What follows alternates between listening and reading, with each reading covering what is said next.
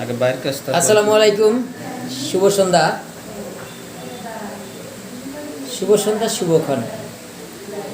সোহাগ মাগো, তোমার ছেলে হয়েছে বড়, রক্ত দিবে কবে? তোমার ছেলে রক্ত দিলে রুগী সুস্থ তবেই হবে।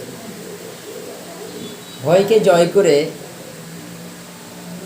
প্রয়োজনের প্রিয়জন হয়ে ছুটে এসেছে আমাদের প্রিয় আলামিন ভাই।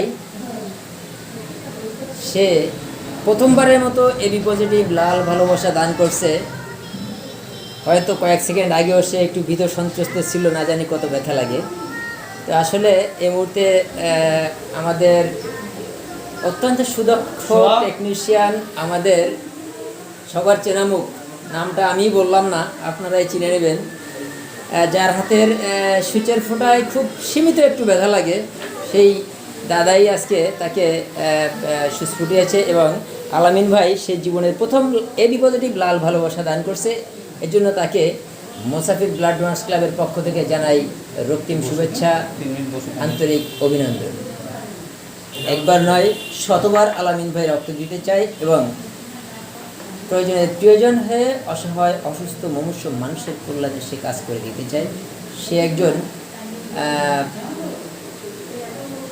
কি বলবো, আসলে পরোপকারী লোক। সে সবসময় এই মুমূর্ষু রোগীদের পাশে থাকতে চায়, সে আগামীতেও রক্ত দিতে চায়।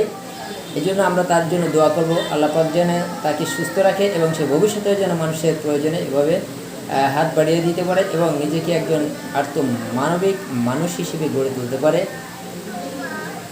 আসলে রক্ত কোনো ফ্যাক্টরিতে তৈরি হয় না। রক্ত আল্লাহর এক বিশেষ নিয়ামত এবং আমাদের আলামিন ভাই সে একজন পরেশগার এবং আমলদার ব্যক্তি। সে নিজেও আমাকে বলেছে আসলে রক্ত দেওয়া একটা সওয়াবের কাজ, তাই সেই সন্ধ্যাবেলায় তার শত ব্যস্ততার মাঝেও সেই দূর দূরান্ত থেকে ছুটে এসেছে রক্তদানের উদ্দেশ্যে।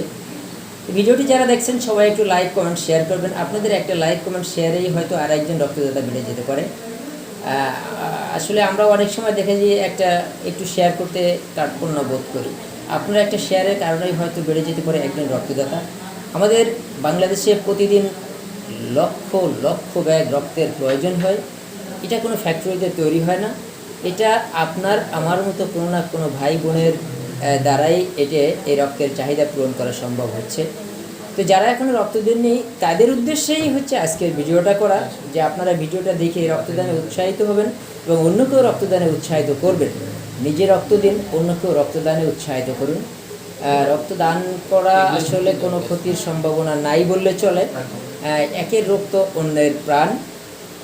তাই আর দেরি করবেন না। যারা যুব সমাজ, যাদের বয়স 18 বছর হয়েছে এবং 50-এর ভিতরে, যাদের ব্লাড প্রেশারটা ঠিক আছে, তারা প্রত্যেকেই 3 মাস পর পর এক ব্যাগ রক্ত দেওয়ার ক্ষমতা রাখেন। কিন্তু এই ব্লাড সেল 3 মাস পরে এমনিতেই নষ্ট হয়ে যায়।